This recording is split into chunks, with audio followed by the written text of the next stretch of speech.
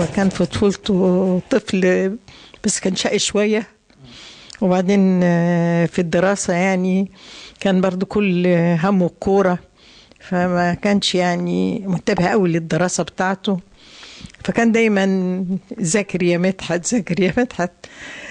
فوالدي قال لي يا بنتي اطمني والله ان شاء الله هيبقى له شأن كبير. يعني شوف تمنت والدي قال لي ان كنت عايش مش عايش اقول الله يرحمه، قال لي ابنك ده هيبقى له شأن كبير ان شاء الله. وفعلا دمه خفيف وصاحب نكتة وكده. واقول ايه بس مش فاكرة يعني نوادر، هو بيحكي النوادر بتاعته يعني دايما يعني يحكي نوادر. مفيش عمل مقلب مرة في البيت هنا؟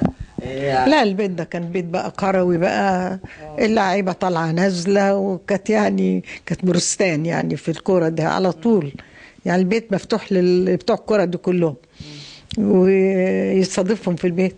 كان في معجبين كتير بيه. مرة برضو هو في كلية الطيران كان مجبس جيس رجله وبعد كانوا بقى الممرضات كلهم بقى الظابطات دول كتبوا له على رجله دي، جات رجله دي الجبس كله امضاء المعجبات بقى. كابتن بقى كبير بقى هو ما بقول لك كبير وهو صغير يعني، فدي بقى بتعطيها له شويه عزيه نفسه وشويه غرور كده شويه يعني، ولا مش شويه يعني كتير. طيب بالنسبة بقى لحياته الدراسية بعد كده، كمل بقى بعد الثانوية العامة دخل الكلية يعني كليه الطيران، دخل كليه الطيران قعد فيها سنه. طبعا هو كان فاكر بقى عشان الكوره هينجح وكده، ما نجحش فساب الكليه وما رضاش بقى. قال لي بقى انا يبقى يعني يتفرغ للكوره وكده. قلت له لا، الشهاده الجامعيه اهم من كل حاجه. دخل المعهد الرياضي الحمد لله يعني عدى. وكان حتى نكته يعني برضو من نكته، هو بقى مالوش صبر عشان يذاكر، فكان في واحد يجي يذاكر معاه، هو بقى على الشيزلونج كده والتاني يقرا بصوت عالي هو يفهم. هو يسمع. كان بيكسل يقرا. والمصيبه بقى ان هو نجح والتاني واللي بيذاكر ما نجحش. انا بقول له كابتن مدحت احنا بنحبك وبورسعيد كلها بتحبك، وانت طبعا صاحب اول انجاز عسكري لمصر واحنا كلنا مقدرين كده. لو اتكلمت على مدحت فقوسة الاول هقول مدحت فقوسة تقدره راجل عضو مجلس الشعب، مسك مشروع الاسكان عشان مشاكل الاسكان وبتاع، كان بيجري برضه في مشاكل الاسكان للشباب وبيجري معاهم في مشاكلهم وبتاع. لو اتكلمت على مدحت تعمل لجنه مصالحات، تلقى مدحت فقوسة كان بيجري في المصالحات مع الشباب على طول وما بيسيبهمش، وعمره ما ساب حد في مشكله ولا حد في اسم ولا حد في حاجه.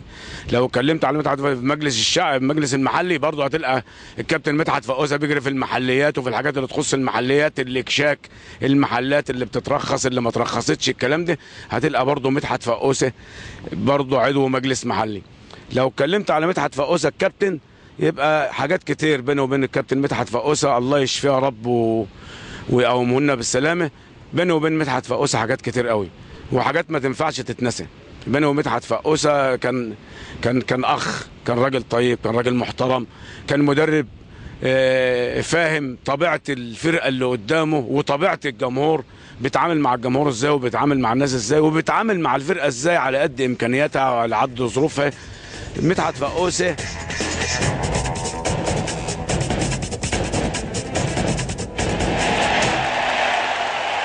بقول لك ايه، الحاجه صيحت لك. ها؟ لا ده الحاجه دي هتعمل لي مشكله لان وشها تلفزيوني. خلي بالك ممكن يجي لها عريس بعد الحلقه ولا حاجه، هنعمل فيها ايه؟ هيبقى عرسان كتير، هعمل ايه؟ هديها فرصتها بقى، هعمل ايه؟ بس هي هتمثل، انا حاسس كده. ربنا يديها طول العمر. الرئيس خميس بيقول لك انت وزير اسكان خميس ده حبيب قلبي، ده كان كبير مشجع النادي المصري. طبعا عارف طبعا. محمد قابيل كمان ايه محمد قابيل جميل، بيتكلم كلام حلو قوي قوي، وهو شخصيه محبوبه جدا في بورسعيد حقيقه يعني، وصديق غالي.